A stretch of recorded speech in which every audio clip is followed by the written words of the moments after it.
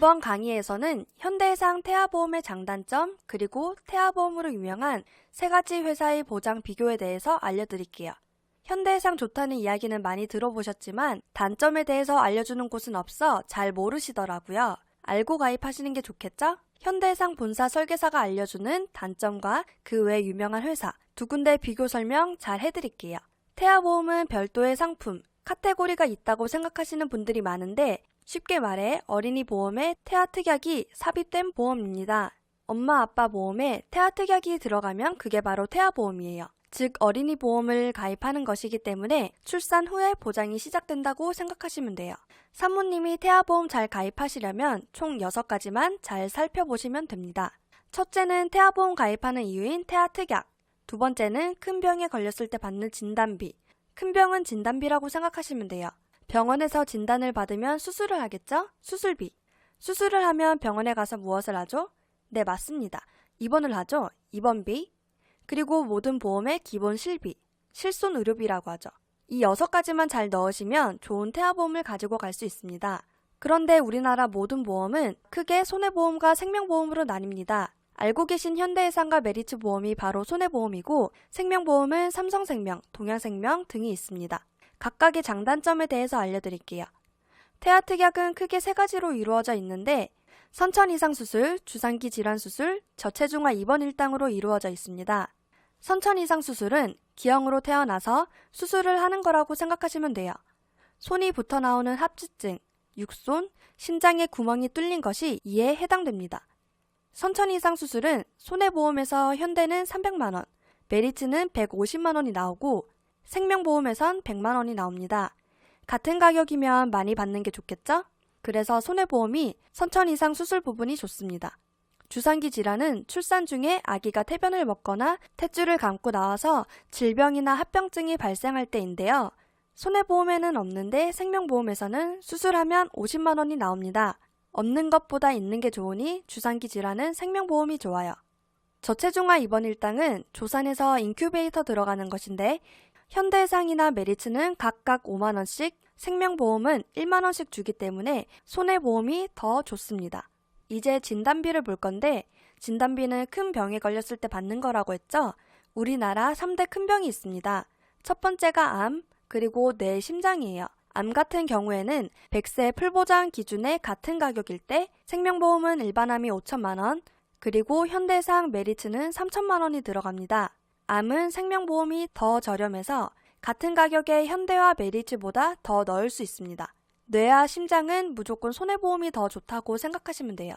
현대나 메리츠는 뇌혈관 가격이 저렴하며 100세까지도 보장이 가능합니다. 생명은 이와 반대로 가격이 비싸며 30세까지 밖에 보장이 안 됩니다. 마찬가지로 심장 관련도 손해보험은 심장 관련 특약 가격이 저렴한데 생명은 허혈성 심장 진단비가 없거나 굉장히 비쌉니다. 뇌 심장 진단비는 손해보험이 좋고 현재는 현대해상이 가장 저렴합니다. 수술은 손해보험과 생명보험 모두 종별수술 특약이 있는데 각각 보장 범위가 틀립니다. 생명보험과 메리츠보험은 수술 회당 받을 수 있고 임신, 출산 관련된 특약을 포함한 거의 대부분의 수술을 보장을 해준다고 생각하시면 됩니다. 현대해상은 1년 1회만 받을 수 있고 임신, 출산, 태아의 기형과 관련된 사항이 면책입니다. 단 아쉬운 부분이 메리츠의 종별수술이 2020년 12월 30일까지만 적용이 가능하며 그 이후에는 현대해상의 종별수술과 동일해집니다. 따라서 수술특약은 생명보험이 좋습니다. 입원비의 경우는 현대해상은 5만원까지 가입이 가능한데 1일에서 30일까지 1만원을 추가로 넣을 수 있습니다. 즉 입원 일당을 6만원까지 가지고 갈 수 있는 거죠. 메리츠는 5만원까지 가입이 가능하며 생명보험은 기본적으로 3만원에 2만원을 추가적으로 넣을 수 있습니다. 제가 아기보험 청구해본 것 중 제일 많이 한 게 입원비 청구였어요. 아기보험은 입원비가 제일 중요하므로 가능하면 최대로 가져가시는 걸 추천할게요. 모든 보험의 기본, 실손 의료비에 대해서 알아볼게요. 입원비는 손해보험사나 생명보험사 모두 5천만원 한도로 동일하게 보상을 합니다. 통원비가 약간 다른데 손해보험은 진료비가 25만원, 약제비가 5만원이고 생명보험은 진료비가 20만원, 약제비가 10만원입니다.